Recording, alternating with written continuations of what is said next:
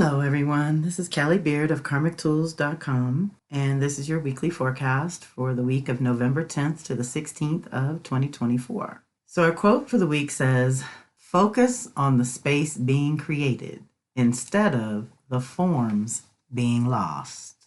Ooh, deep breath, y'all. When I chose that quote a month ago, I'm not sure that I was considering the election, but here we are. So there are definite forms being lost, and we need to focus on what we're calling in for that next level. And part of the way that we keep our wits about us is community. So I'm throwing this up early on Thursday because I've got the fire ceremony on Friday and cracking the ancestral code on Saturday and my ELA meeting on Sunday. So it's going to be a pretty busy weekend when I would normally post the forecast. So I'm getting it up early, but hopefully that also gives y'all a chance to register for the fire ceremony Friday, November 8th, 7 p.m. Eastern, 4 p.m. Pacific. It's a free community event. The suggested donation is $22. And there is a Scorpio Gate of Power reading that I did for the community that is linked in here. And that is the format if you wanted to order your own for $25. And you could take a look at that. The fire ceremony, I can already tell you, is going to be in my living room because we're having wet, snowy weather here in Colorado.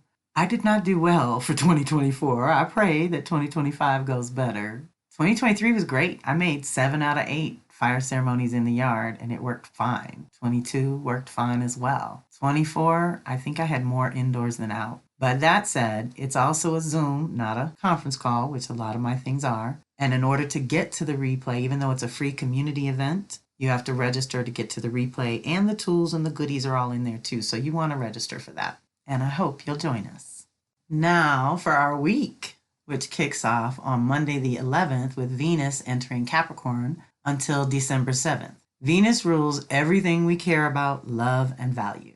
Capricorn energy is all about that which supports and protects what we love and value. It also rules how you make decisions and structure the foundation of your own life, what holds it all together, and it often represents your individual container for your personal life. It's the lesson of being responsible for your thoughts, feelings, words, and deeds, and understanding how they are all connected to the physical reality of your life. Your outer reality reflects your inner reality. It's about building inner strength and fortitude that automatically creates outer order and stability. Capricorn is ruled by Saturn, which is the last visible planet and speaks to our definition of reality, as well as our physical limits. Saturn is about dedication to the step-by-step process that accomplishes the long-term or big goal that will ultimately support more than just you and yours. If you are consciously participating in life, then this is a potent time for you to see the fruits of your labors and receive some earned rewards or benefits. However, if you are overwhelmed by decisions you have already postponed over long, or the instability of fundamental aspects of your life, home, work, food, and shelter, then it's time to meet your inner architect who can help you survey, clear, dedicate, design, and ultimately build the new, clean foundation to support yourself. This Venus work is going to be very personal for those with Cancer, Capricorn, and Aries, Libra activated in their charts. In this case, Capricorn means the structure of your life and the reality you're currently living has evolved, and adjustments to your responsibilities, commitments, and decision-making skills should reflect the upgrade. Taking a time out to review your own reality, how it works, what it grounds or anchors in physical form, and how it serves you or not. Capricorn energy always reveals where you are rigid, dry, or unstable. It's about carrying your own weight, not the weight of the world. And Capricorn is very present to the here and now fundamentals of home, work, food, and shelter. It's time to dedicate your efforts toward productive ends that both support you and serve others. Okay, this is just too deep. Like I said, on the heels of the election, on the heels of Pluto finishing in Capricorn, stirring up all the toxicity around these value systems, around our fundamentals. This is kind of crazy, y'all. But in an effort to keep hope alive over here, I also know from direct experience, not from reading a book or hearing about it from other people, that when you keep your frequency at a certain level and you hold your energy field, like the work that we should be doing right now is to maintain our energy field at a certain level. And Nasa Bawa is really talking a lot about this, so I hope you check out her YouTube channel and different places where she's sharing her thing. But it's true, and we're going to need it more than ever right now. And I used to be an expert at it because I lived alone, and it was much easier to do than when you have a family to deal with. But it's circling back because I'm in empty nest. So I'm starting to realize that in order to manifest certain things that I want, it doesn't really have to do with the resources as much as it has to do with my vibration and how I'm feeling. When I'm tight and secure in my vision, or let's say secure in myself and clear about my vision, my spirit team works. And that's where you also need to stay locked in. For any crazy going on in the social collective, go back to your spirit team and ask them what you're supposed to be focused on. Okay? Because a lot of this is out of our hands. There are much bigger cycles at work rebirthing America over here. And we can get our vote in, but not if we're overwhelmed by the appearances. So let's use this Venus in Capricorn until December 7th. So we've got the rest of November and the first week of December to recalibrate internally. And remember, Capricorn is the council of elders, the council of grandmothers, the wisdom keepers. So we want to go into clarifying our true values and priorities, being more practical and grounded, and handling the basics. Like we said, food, shelter, your immediate environment. That's what this energy is going to be best for, especially because we are entering the Mercury retrograde through Sag zone, which means it's going to square off with Jupiter in Gemini and square off with Saturn in Pisces because it's over here lingering in Sag. So you see the piece missing is Virgo. And we're back to being practical, in the moment, focused, in your body, doing what's natural for you. And for me, natural is working with my spirit team because my mother died so young and I didn't know my father. So that part has always been with me. I couldn't dedicate as much to the relationship. Not that I ever stopped, because I didn't. My whole family has jokes about the altars through the years with babies and kittens and all kinds of family life. But it does go on the back burner when you have a family to deal with. And now that it's back to empty nest, it's so much easier to deepen my dedication to the relationship with my spirit team. And I can't stress it enough. And Virgo would also tell us to get in nature. You know, not only doing what's natural for you, but do as much nature and earth time as possible. We're talking Capricorn and Virgo. These are earth energies. And we're bringing in that earth energy to balance out what the Mercury retrograde is triggering, because it's forcing us to change our consciousness on the Jupiter side and change something in our reality on the Saturn side. And it all funnels into that Mercury personal thinking, you know, your individual mind and how you process what's going on around here. Okay? So that's the other reason to keep it positive. And on Tuesday the 12th, Mercury hits another activation, squaring off with Saturn. Like I said, this is going to be a 3 times over process. The first hit is this week, November 12th. The second hit will be December 6th, and the final hit will be December 27th. So this is a process. It's not a one and done. And I usually remind you that because of the 3 times over, the first hit is usually illuminating what needs to be reviewed, what's not working properly, what's blocked, right? And so we're going to learn about that in November. And in December, we're going to actually do the review, go back over some territory and dig into our thinking and our monkey mind and see where it got us off track so that we can go forward by January telling a new story, living into a new narrative. Because if you don't define your story, honey, you will be assigned one. And if you don't define your terms, then other people will define them for you. And we don't want to do that. Sovereignty is all right now. Don't let them take your peace. So Mercury squaring Saturn is actually a good one. It's going to allow us to make some real traction by the end of it. This energy is good for deep self-reflection and intentional solitude, rather than negotiating with others, as it can create challenges around communication and self-expression. It is easier to feel misunderstood when trying to convey something, or you may seem a little down to others when it's just more of a serious, not necessarily negative vibration. This is not usually good energy for business negotiations unless every detail is very clear to all involved. This energy often makes you most critical of yourself, but it could trickle over onto others as well. Basically, Saturn helps you see where any weakness and instability is going on, so you're recognizing what needs to be fixed or fortified. In our world, y'all, it's our boundaries and protections. And self-preservation is not selfish, it is essential and the first law of nature. Don't mess around with these crazy people in the streets. Handle your boundaries. Monitor your input-output levels because you ultimately have control of that. They cannot invade your space unless you allow them. Turn them notifications off.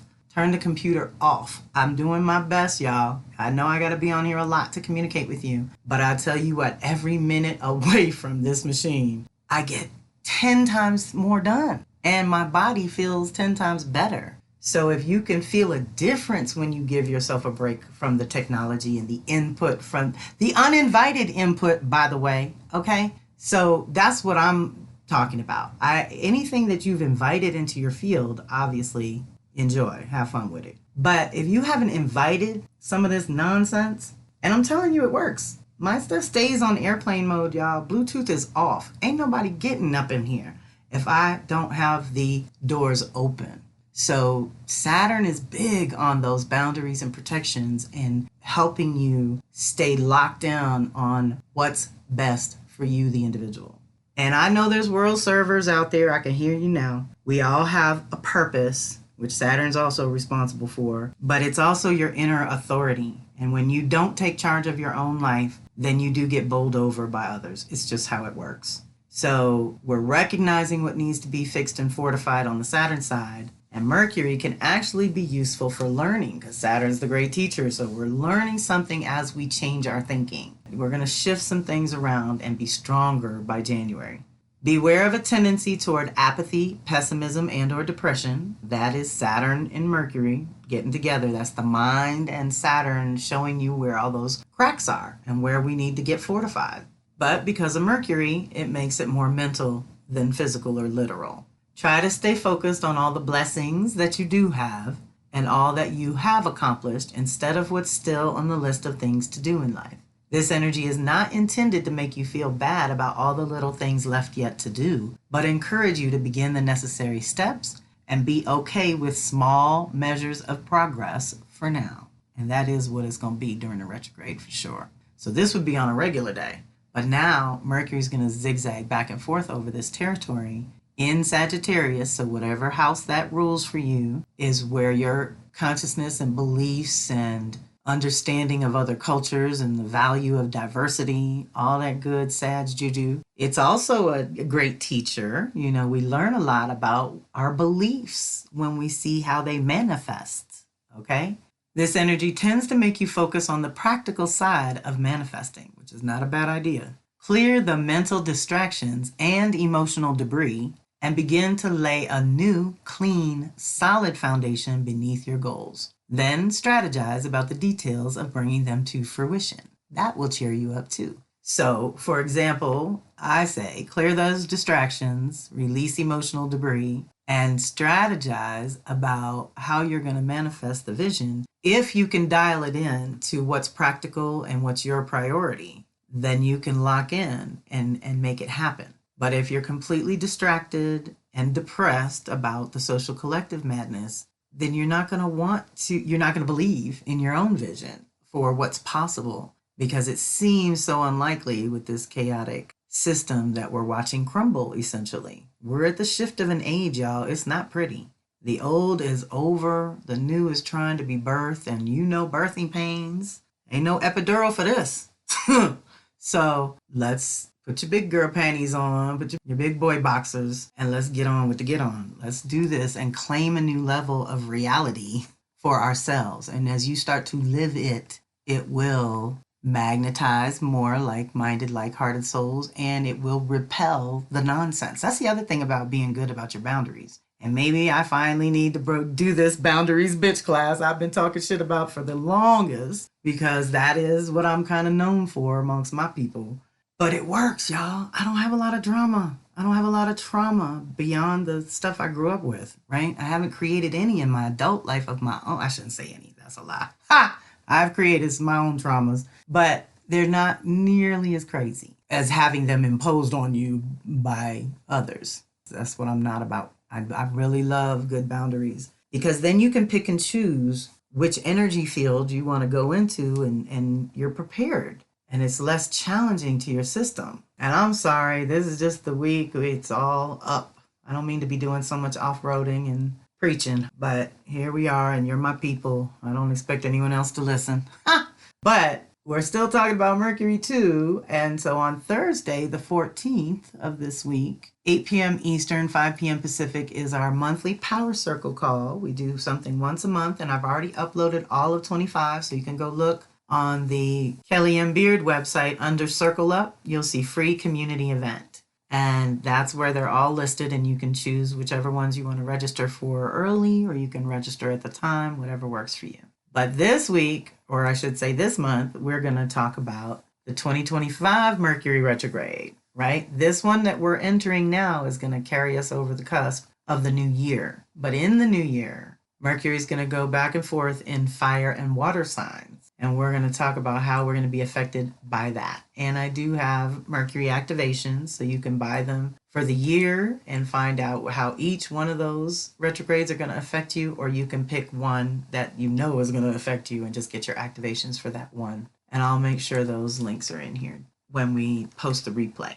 That's Thursday the 14th. On the 15th, Saturn is going direct in Pisces, and 2025 is going to be a big cusp year. Saturn's on the cusp of Pisces Aries. Neptune's on the cusp of Pisces Aries. Pluto will officially make its way into Aquarius, and ain't no more cusp. 2024 was the cusp year for that. Who else? Uranus is on the cusp of Taurus Gemini. So there's a lot of ending, new beginning to these big cycles, these social collective cycles. That's this, and this chaos we're witnessing is what it looks like. So that's why it's best to dial in what these energies are good for you. Where's your Taurus Gemini zone? How has the last 7 or 8 years of liberation in Taurus gone? And how has that prepared you to liberate your mind and different ideas and things in Gemini, or in that area of life in your Gemini house? For me, I guess I could say this is really true. Spirit has been on me about getting healthy and getting strong personally,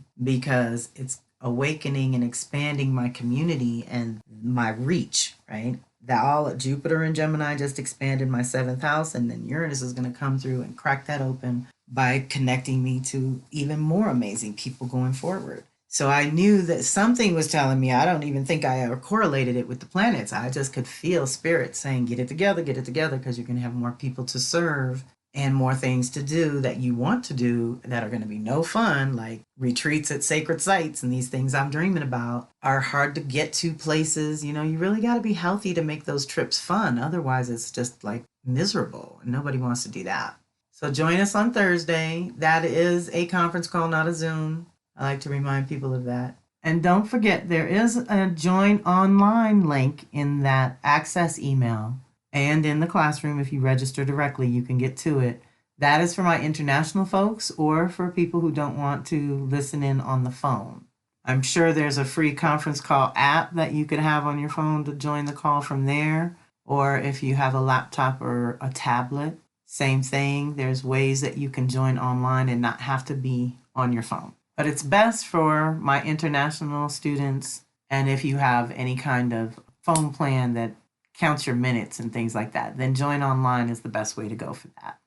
So for Saturn in this last little bit in Pisces, it's good to review the list. So I've included it here, the light and shadow of Saturn being in Pisces, which only happens every 30 years. So it's just so deep on so many levels. The positive things that we can tap into with Saturn in Pisces is spiritual self-mastery, creating practices, manifest the vision and imagine a better reality, which we're being challenged to do. Intuition, empathy, and psychic ability are improved. Being of service to others while providing for and protecting self. We're not being of service to the neglect of self. That's over. Altruism, community outreach and charity. Inner strength and resilience. New and improved boundaries and protection. So I've already been preaching on this one for a minute now. Intentional solitude in nature. New rhythms and better routines. Art, creativity, photography, and new mediums of expression. I remember when this kicked off, I really was playing around with new mediums a lot. Sanctuary, sanctification, and sacred space. So we get physical because of Saturn, but Pisces is what makes it sacred. Now the shadow list, which is also widely available to folks swirling in the darkness. Fears, phobias, and projections. Victimization and martyrdom. Giving away power and authority. Depression, apathy, and pessimism. Self-sabotage, doubt, and insecurity.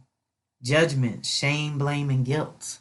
Surrender, completion, and endings. Not necessarily a negative thing, but something we got to deal with. And a lot of people don't allow themselves a grief or a mourning period. Seeing the potential rather than the reality. Deep breath. Denial, spiritual bypassing, and avoidance behavior. Confusion and overwhelm. And extreme sensitivity and lack of adequate boundaries.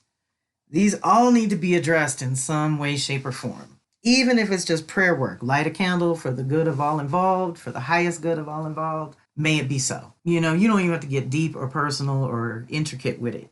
Just call the spirit team and let them handle the heavy lifting. So now we dive into Saturn and Pisces so we can understand how to navigate the next couple of months as it goes forward. This is it. So I'm also happy to review this. First things first, Saturn takes 28 to 30 years to travel through all 12 signs, spending 2 to 3 years in each sign. Saturn is also known as the Great Teacher, Father of Time, or Lord of Karma. Its whole purpose is to teach important lessons, determine healthy limits, and remind you that you are responsible for all of it, who you are as well as what you create in the world. As Saturn moves through the sky, and thus through each sign, it will activate Saturn lessons for the collective.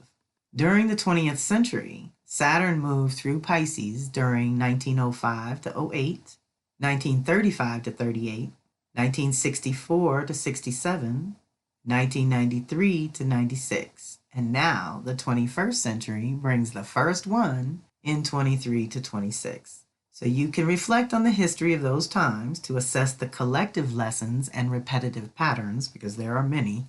And if you're old enough, you can think back to those years. I know very well where I was in 93 to 96. And the dissolution of my reality was very literal. And the rebirth in Aries was very powerful.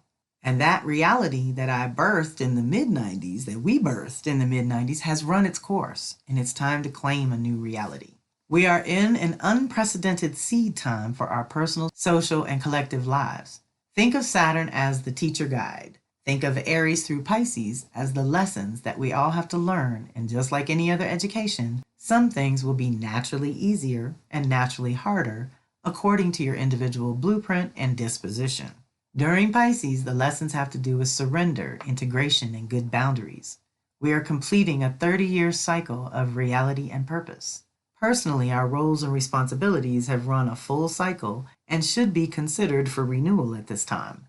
Imagine this is the time to incubate the new vision that you will act on and activate in very literal terms when Saturn hits Aries in 2026. So we want to prepare consciously, no doubt. On the positive side, we can harness our imaginations to think differently and dream bigger so that we are calling in a new vision for self and humanity, as well as a deeper connection to and reverence for the mystery of life on Earth.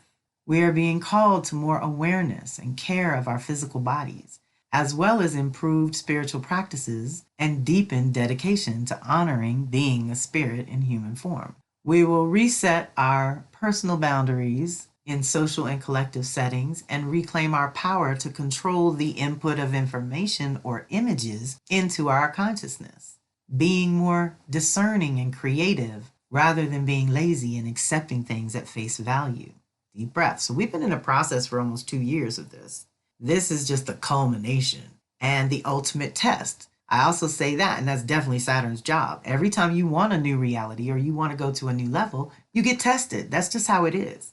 So let's honor this by choosing a new reality and not sinking into depression and apathy that says we're stuck in the old one. That's not true. And when it hits Aries, it's going to be very deep with Neptune and Saturn, the reality and the delusions planet, the dreams and illusions planet in Aries. It's so big. Neptune hasn't been there in 165 years, and Saturn hasn't been there in 30. So again, thinking back to the mid-90s, when last time it was in Aries, will give you some clues as to what reality got seeded then and has now run its course. On the negative side, the shadow expression of this energy leads to literal insanity, a disconnect from reality because it is too harsh, upsetting, or counter to the vision in our minds.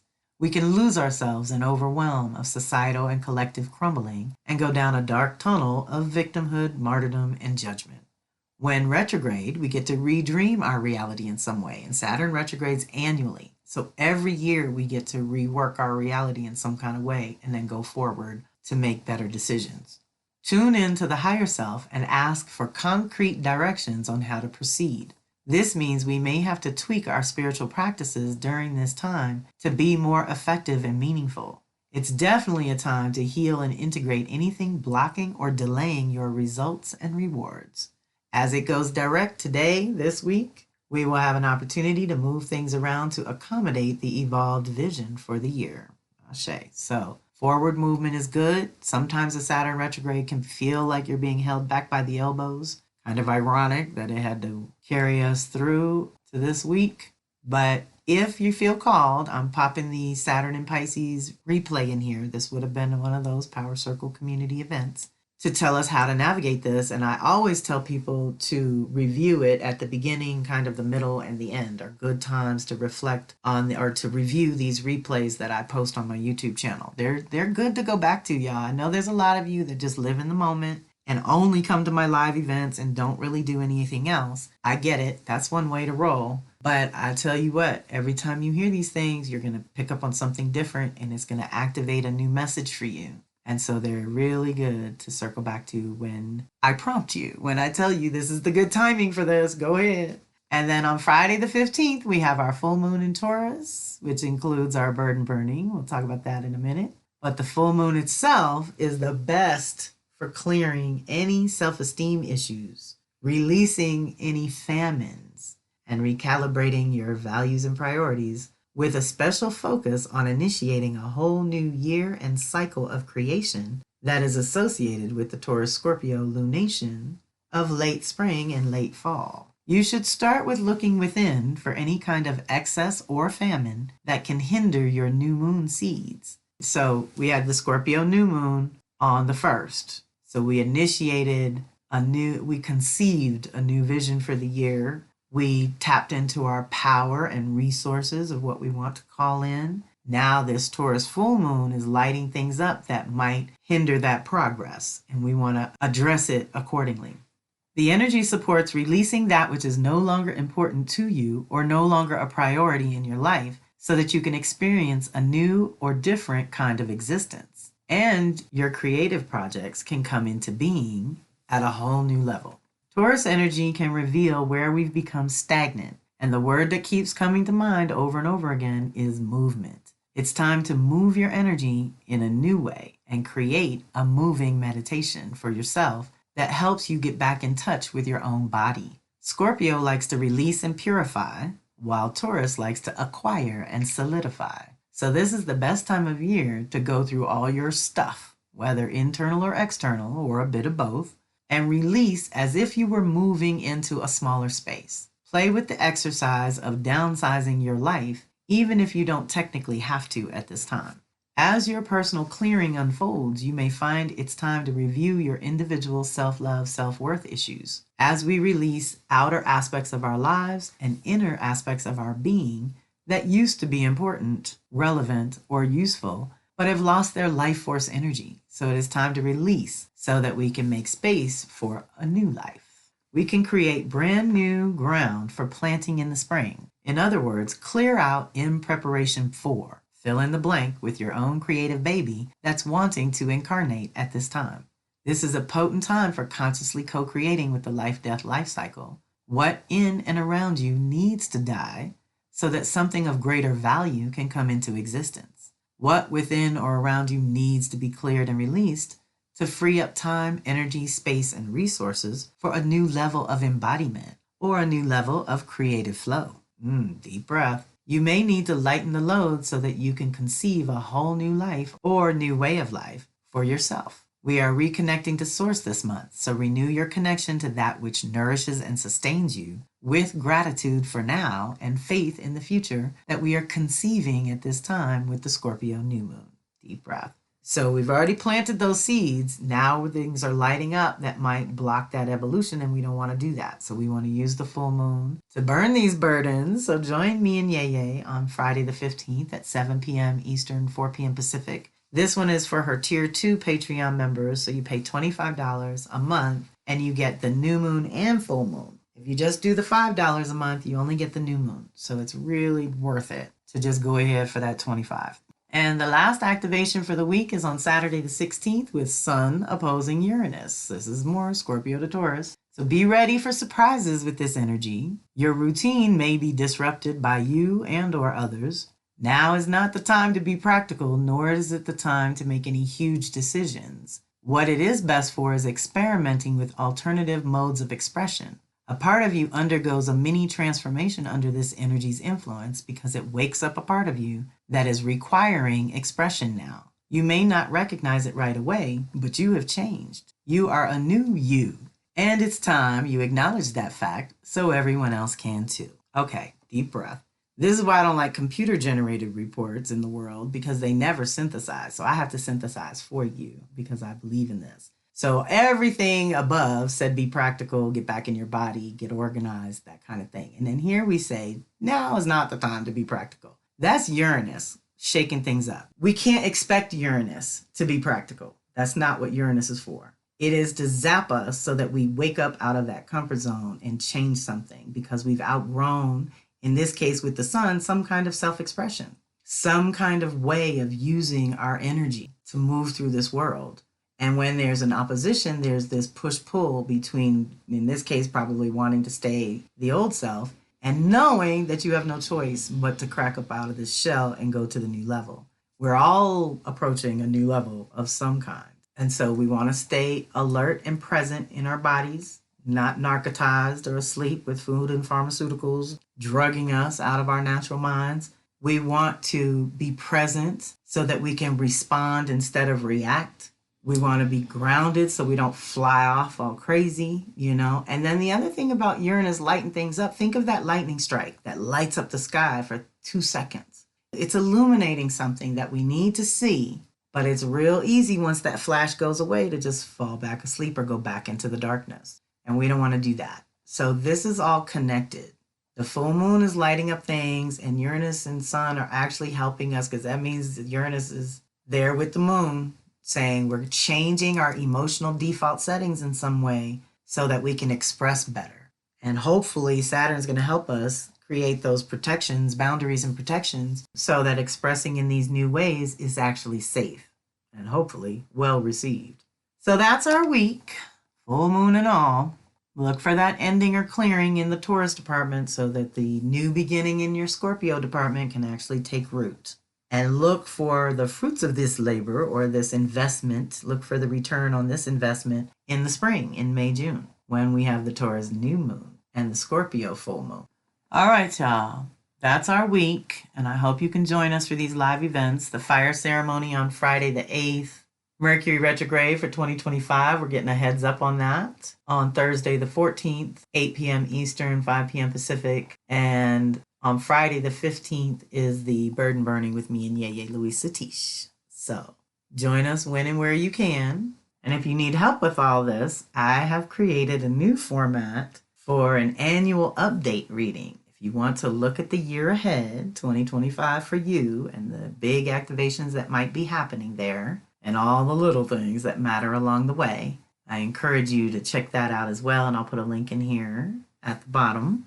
Before I go into the list of housekeeping that's usually at the bottom of my blogs, which is another reminder for y'all that just listen to the YouTubes or the podcast, on the blog is where all the links are that you can get to these things. So hopefully you're checking that out too. This is the best time because right now we have a Mercury retrograde coming and a Mars retrograde coming. And in the new year, we're going to have a Venus retrograde coming. And those all have great PDFs for your activations that you can order from me as well that are not computer generated. These are things I put together. So I'm going to put those at the bottom because they're going to be relevant for the next 3 months. We've got the Scorpio Energy of the Month articles, and it is Snake Medicine was off the chain. We went way over time, but it was totally worth it. Power Circle will get you those computer-generated reports, but lots of extra bonus goodies and how to make the most out of them as well. The Astro Tarot reading is like a 2-for-1. That's also a good one if you want to check in with your bigger cycles and ask a tarot question. The affiliate program, it gets you a little kickback when you share my links, which I'm very grateful to those of you who do. And at the bottom of the blog is the Soul Sisters Circle video invitation, which I highly recommend to newbies or anybody just joining the community